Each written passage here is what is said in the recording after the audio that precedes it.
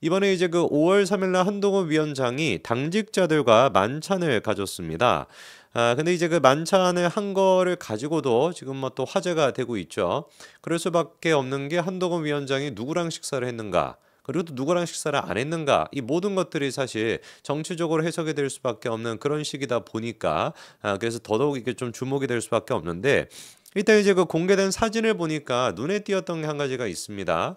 당직자라고 한다면 지난 총선 기간 동안에 한동훈 위원장과 같이 진짜 고생을 정말 많이 한 그런 사람들인데 만약에 그 사람들이 현실에서 그리고 또 가장 이제 어떻게 보면은 일선에서 한동훈 위원장을 겪고 그리고 또 지켜보고 대했던 사람들인데 그 사람들이 한동훈 위원장한테 뭔가 좀 실망을 했다. 아니면 좀 마음에 안 들었다. 너무 꼰대 같았다. 이러면은 총선이 끝나고 난 다음에 한동훈 위원장이 부르는 그 자리에 갈 이유가 있겠습니까? 갈 이유가 없죠. 5월 3일이라고 한다면 아까 말씀을 드린 것처럼 연휴 스타트 기간이었거든요. 사실상 그때 이제 그 뭐 연차 써버리고 하면은 뭐 5, 3, 4, 5, 6까지 해가지고 쭉 이제 쉴 수 있을 만큼 황금 시간인데 뭐하러 뭐 한동훈이건 뭐 서동훈이건 누가 부르든 간에 나가겠습니까?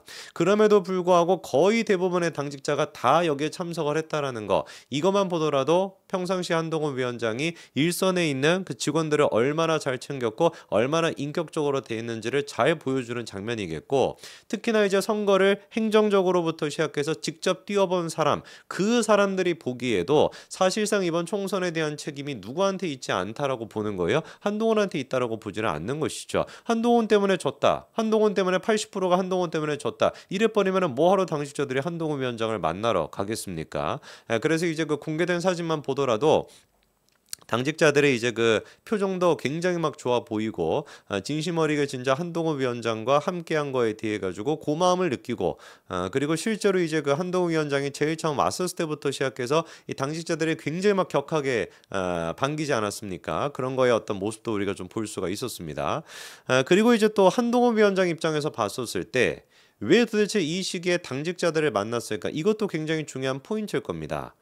사실 그런데 뭐 답은 정해져 있는 거 아니겠어요? 왜 당직자들을 만날까? 총선이 끝나고 난 뒤에 총선 패배에 대한 책임을 지고 정계를 조금 쉬겠다라고 한다면 적어도 누구나 안 만나겠습니까? 당직자들이 이렇게 수십 명과 같이 만찬 자리를 갖지는 않겠죠. 그런데 이 시기에 한동훈 위원장이 당직자들과 당의 어떻게 보면 실무자라고 할 수 있는 당직자들과 만찬 자리를 가졌다. 이것만 보더라도 사실상 이미 한동훈 위원장이 뭘 하고 있는 거예요? 다시 등장할 채비를 갖추고 있다라고밖에 해석이 안 되는 부분인 것이죠. 그리고 또 그 자리에서 했던 얘기 중에 언론사들이 지금 주목하고 있는 포인트는 뭐냐? 딱 이제 7글자가 됩니다. 정기적으로 보자라고 하는 얘기를 한동훈 위원장이 했었다라는 것이죠. 처음 같이 호흡을 했으니 종종 같이 보며 교류하자. 특별한 추억이 있는 멤버들이 소중하다라고 얘기하면서 종종 이제 만나자. 정기적으로 만나자라고 얘기했다라는 거예요. 이 말을 갖다가 지금 시청하시는 분들도 대부분의 분들이 사실 이제 이 얘기를 그냥 뭐 인사치레로 한 얘기다라고 해석할 것 같지는 않습니다. 사실상 이제 그 당직자들과 정기적으로 만나자, 실무자들과 정기적으로 만남을 갖자라고 하는 얘기를 이 타이밍에 했다라는 것은 조금 더 사실 뭐 조금 더도 아니고 이거 이제 그 맥락적으로만 생각해 보더라도 한동훈 위원장이 뭘 생각하고 있다라는 거예요. 차기 당대표 전당대회 나가겠다라고 하는 채비 준비에 들어갔다라고 보는 것이 맞을 것 같습니다.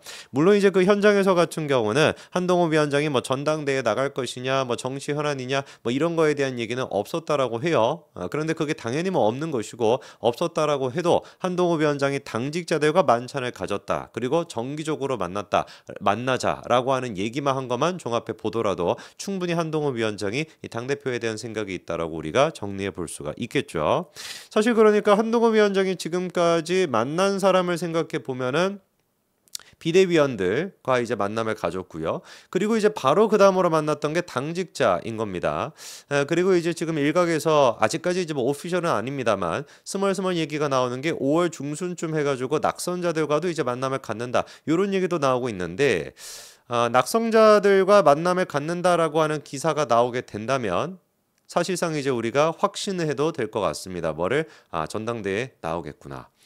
만약에 그 전당대회에 나올 생각이 없다라고 한다면 이 지금 뭐 두 번을 사실 뭐 비대위원들과 당직자들과 만난 것만 봐도 뭐 한 70% 정도 마음을 굳혔다라고 봐야 될 것 같은데 낙선자들과 특히나 이제 서울이나 약간 수도권의 낙선자들을 중심으로 해가지고 만찬 자리나 뭐 만찬일 것 같아요. 만찬 자리를 갖는다라고 하는 기사가 나온다. 그거는 이제 사실 쐐기를 박는다라고 봐야 되겠죠. 그래서 여러분들도 한 5월 중순 후반 아마 근데 이제 전당대회가 이따가 또 얘기를 하겠습니다만 늦춰질 지금 가능성이 굉장히 높기 때문에 한 5월 한 후반쯤 돼서 5월 말쯤 돼가지고 그런 식의 기사가 나오지 않겠냐라고 제가 조심스럽게 한번 예측을 해봅니다. 그래서 여러분들은 한동훈 위원장들이 낙선자와 이렇게 식사를 가졌다라고 하는 기사가 딱 나오는 순간 뭐라고 생각하시면 되는 거예요? 아, 한동훈 위원장이 드디어 마음을 정리하고 당대표로 나가겠구나라고 이제 우리가 생각하면 될 것 같습니다. 민주당 쪽에서 같은 경우는 이제 한동훈 위원장의 당대표 출마설에 대해서 어떻게 생각하고 있는가? 이것도 이제 우리가 좀 짚어볼 수 있는데요. 눈에 띄는 게 조국이 있습니다. 조국은 이제 뭐 이렇게 얘기하더라고요. 국힘 대표로 한동훈 땡큐다. 한나땡이라는 거겠죠.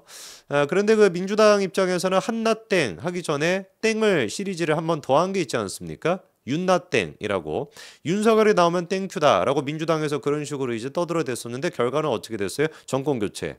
개같이 이제 멸망하고 바로 이제 윤석열이 대통령 되지 않았었습니까? 윤석열 대통령 체제가 만들어졌었죠. 그래서 민주당에서 얘기하는 거 그냥 거꾸로 우리가 생각하면 될 것 같아요. 한나땡 이런 식으로 애써 의연한 척을 하기는 하지만 사실 이제 마음속으로 가장 나오질 원하지 않는 사람, 제일 안 나오기를 바라는 사람이 누구겠습니까? 한동훈일 수밖에 없겠죠. 그래도 뭐 조국이 나름대로 이유도 얘기를 하는데 어떤 이유를 뭐 들고 있냐?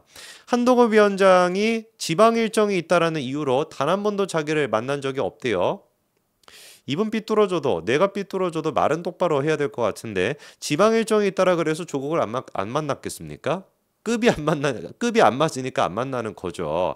아니 뭐 한동훈 그 비대위원장 당시에 도대체 조국을 뭐하러 만나겠습니까? 사실 뭐 데드라인이 얼마 안 남았어요. 올해 안으로 아마 이제 그 조국 같은 경우는 저기 이제 그 추운 곳으로 좀 외진 곳으로 들어가게 될 것 같은데 뭐 어쨌거나 지방 일정을 이유로 자기를 한 번도 만난 적이 없는데 당 대표가 되면은 안 만나지 않을 수 없지 않겠냐 이렇게 얘기를 합니다. 그러면서 공식적인 행사를 가게 되면은 아무래도 이제 그 옆자리에 자기가 앉게 될 테니까 그때 이제 그 한동훈 위원장한테 한동훈 뭐 대표가 된다면 한동훈 대표한테 여러 가지 사안에 대해 가지고 따져볼 생각이다 이렇게 이제 얘기를 하더라고요. 그리고 뭐 생방송 카메라가 있는 자리인데 자기를 입틀막할 수가 있겠냐? 그렇기 때문에 그 자리에서 행패를 부리겠다, 난동을 부리겠다, 뭐 이렇게 자랑스럽게 얘기하고 있습니다. 그러면 이제 그 조국이 얘기하고 있는 그 여러 가지를 따져 묻는다라는 게 뭐겠습니까? 놀랍게도 이제 한동훈 위원장의 딸과 관련된 그 문제를 따져 묻겠다라는 것이죠, 그죠? 조국은 뭐 진심으로 지금 한동훈 특검법에 대해 가지고 얘기를 하고 있습니다. 정신이 지금 뭐 마팅이 간 게 아니고요.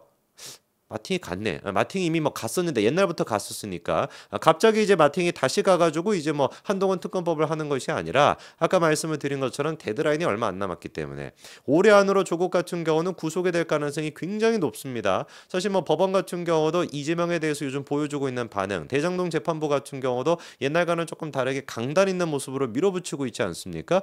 그런 모습을 생각을 해봤을 때 조국에 대해서도 아마 올해 안으로 대법원 판결이 나올 가능성이 굉장히 높아요. 그리고 그 판결이 나온다면 90% 이상 구속이죠, 그렇죠? 그러니까 집단회 같은 경우도 어떻게 해서든지 간에 구속이 되기 직전에 자기의 책임을 올려놔야 된다는 생각에 혈안이 돼 있다 보니까 물론 이제 뭐 5월 초 같은 경우는 어린이날이고 뭐 연휴가 있고 그리고 또 좀 있으면 뭐 5월 자체가 가정의 달이다 보니까 뭐 굉장히 좀 뭐 유야무야 지나갈 수가 있다라고 해도 5월 사실상 이제 말 지나가지고 6월 초 딱 정기국회가 새로 열리는 그 시점이 되는 순간부터 조국은 진짜 미쳐 날뛸 거라고 제가 확신합니다.